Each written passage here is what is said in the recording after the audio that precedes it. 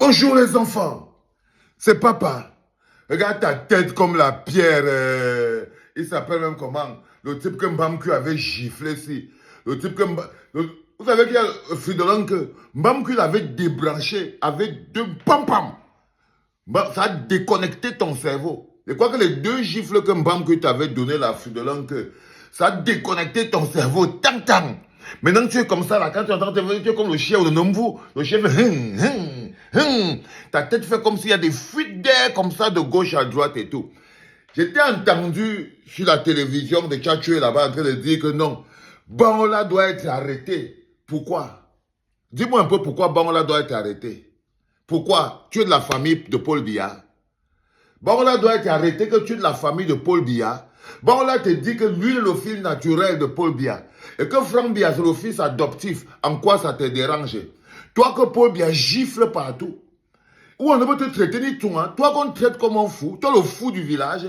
Que quand Bangola t'arrête comme ça, là, il y a quelqu'un que le gouvernement s'est traumatisé plus que toi, Fridolin. Est-ce qu'il y a quelqu'un au Cameroun là que le gouvernement a humilié comme toi? On gifle, on poum, les claques, humiliation, il court dans la forêt comme un animal. Et tu es venu en rampant derrière Paul Bianco. Tu ne vois pas que tu n'es pas normal, Fridolin? Tu as été regardé parler comme ça, dit que non, Bangola doit être arrêté. Pourquoi? Parce que ce n'est pas le fils de Paul Biya. Tu connais quoi? Tu connais quoi dans les enfants de Paul Biya? Si on te demande, Fridolin, que tu connais quoi dans les enfants de Paul Biya et la famille de Paul Biya? Tu connais quoi sur ça? Les affaires des familles des gens, tu viens mettre ta bouche. Tu viens mettre ta bouche, c'est toi qu'on va arrêter. C'est toi qu'on doit arrêter, mais tu devrais avoir un peu de dignité. Tu devrais avoir un peu de dignité. Et tu vu assis, hein? Bangola doit être arrêté, Bangola doit être arrêté. Si le Cameroun est devenu une monarchie, Bangola a droit. Personne ne va l'en empêcher. Dès l'instant où le Cameroun bascule dans la monarchie, tous les enfants de Paul Biya ont droit à la possibilité d'être président. Parce que quand on est passé à la monarchie, personne ne nous a demandé. Quand on est passé à l'état de non-droit à la monarchie, où Paul Biya a choisi déjà qui sera le président du Cameroun, personne ne nous a demandé. Personne ne nous a demandé. Ok? Donc, quand le Cameroun devenait une monarchie, on ne t'a pas entendu parler, fils de chèvre. On ne t'a pas entendu parler. Mais comme vous êtes des tribalistes notoires, donc toi tu es un philosophe, mais tribaliste notoire, pour toi ça commence à faire sens. Tu vois déjà un peu Franck Biya, tu te dis que bon ok, si le père m'a humilié, si le père m'a giflé, peut-être que le fils, mais tu te dis que c'est toujours dans la famille Biya, que tu espères toujours trouver quelque chose à faire. C'est pareil pour le gars qu'on appelle David Eboutou, tout couleur. Vous êtes pareil. Toi et David Eboutou, tout couleur, vous avez quelque chose de pareil, c'est que vous êtes des rampants sans courage, vous êtes des mendiants, mineves, vous demandez, tu es mendiant. David Eboutou, c'est un profite, un racoleur. Donc vous êtes des racoleurs, vous n'avez aucune activité, vous n'avez aucune initiative. David Eboutou n'a jamais pris d'initiative. Il racole même Cabral. Quand tu vois un Mola qui racole Diangoigne, tu comprends que celui-là est foutu. Tu comprends que celui-là est foutu. Quand tu vois un David Eboutou, il racole un coigne, il racole Espoir Matomba. Et alors là, je crois que le jour où Samuel Eto'o va manger le mpitako là, et qu'il va sentir comment son tuyau va monter comme ça là, il va casser les reins d'Eboutou. Parce que là où Eboutou est là, il marche avec comme ça là pour qu'il racole derrière Samuel Eto'o. Il faut que Samuel Eto'o l'épouse même, non? Là où Eboutou est là, David Eboutou, il rêve même que Samuel Eto'o va me l'épouser même une fois, le mettre à la maison. Je te dis, là où Samuel Eto'o était, Samuel Eto'o, il aurait déjà engraissé le type là. Tu sais ça non, David Eboutou?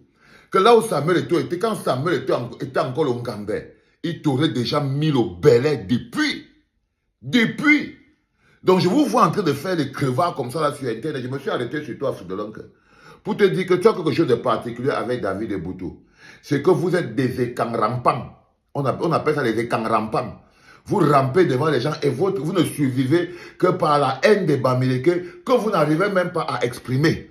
Par exemple, toi, David Eboutou, tu es prêt à tout. L'essentiel, c'est que si un Bami ne devient pas bon président, hein, et que si c'est peut-être Franck Biya qui peut être là, deux, et si on peut, tu vois, tu es un incompétent qui lutte et qui se sent mal à proximité de la compétence. Vous savez, quand mon ami Charles Ateba perd son âme, il me disait toujours, Vassero, le problème du Cameroun, en fait, c'est qu'on a pris des gens compétents, on les a mis dans la poubelle et on a pris des cancres, on met à des postes clés. Il m'avait toujours dit ça. Que le problème du Cameroun, c'est qu'on prend les cancres, on met à des postes clés et on prend les gars compétents, on les envoie à la cave. C'est que tu as ton frère, tu as ton cousin, tu as ton cousine, tu vois par exemple un gars comme David Eboutou. Il est au Cameroun, il est professeur. Est-ce que vous trouvez que c'est normal? Est-ce qu'il a la structure mentale d'un professeur? Est-ce qu'il a la colonne vertébrale d'un professeur? Ce monsieur est un laudateur. Ce monsieur est un laudateur dont les connexions cérébrales ont déconnecté. Mais il se place devant les gens pour parler. Regardez l'homme qu'on appelle Fridolin Queux, l'exemple de l'université des enseignants camerounais. Pour que vous compreniez dans quel état est l'université au Cameroun. Parce que quand vous voyez docteur Fridolin Queux, c'est un enseignant. Vous voyez David Eboutou, de toute couleur, et il doit être un enseignant. Toute couleur. David Eboutou, enseignant.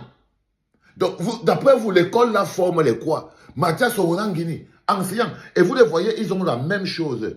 C'est les bêtis, boulot et Kang, sorciers en fait. Donc, vous avez les gens comme les David Eboutou, toujours mièvres, rampants, racoleurs, pauvres. Ils demandent l'argent par derrière et tout.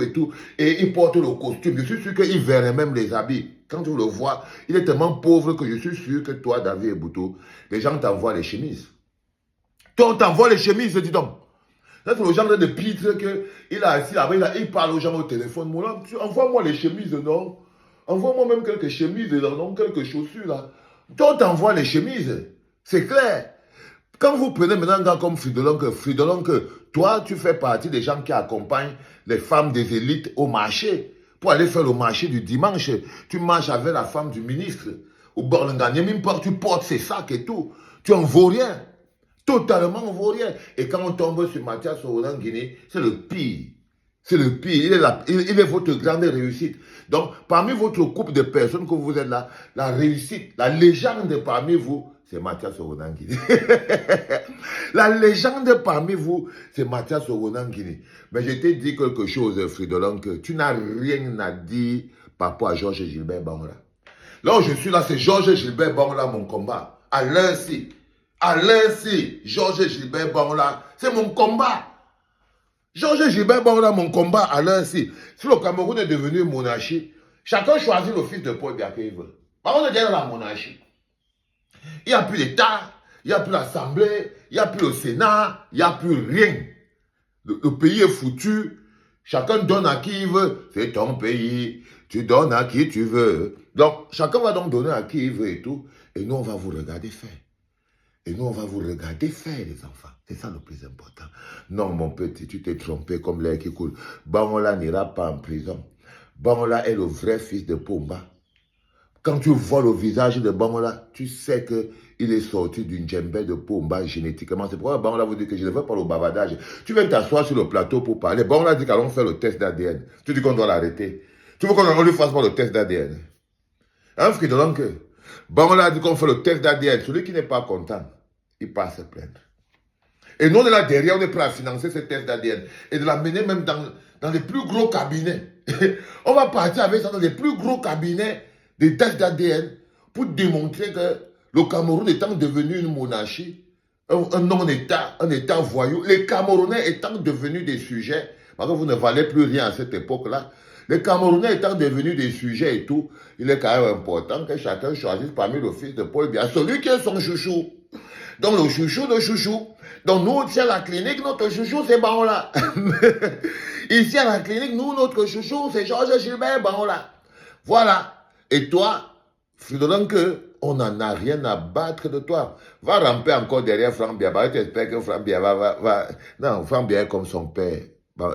Tu es quelqu'un qui ne vaut rien devant leurs yeux. Tu ne vaux rien devant leurs yeux, mon cher ami Fridolin Queux. Je tenais à te dire ça ce matin, que personne ne va arrêter Georges Gilbert Bangla. S'il y a quelqu'un qu'on va arrêter, c'est toi. C'est toi, tu te rappelles quand Bamkoui t'avait fait un poum poum. L'eau est passée ici, c'est entré ici. Il va maintenant faire pam poum. L'eau va entrer ici, ça sort là. Mieman. C'était papa.